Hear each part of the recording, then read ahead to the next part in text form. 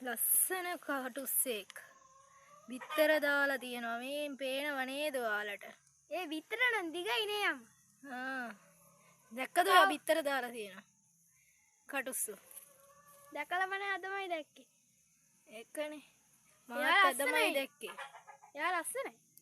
එයා ලස්සන පාට එක්කනේ. ඔයාලා වීඩියෝ බලලා ලයික් කමෙන්ට් දාන්න.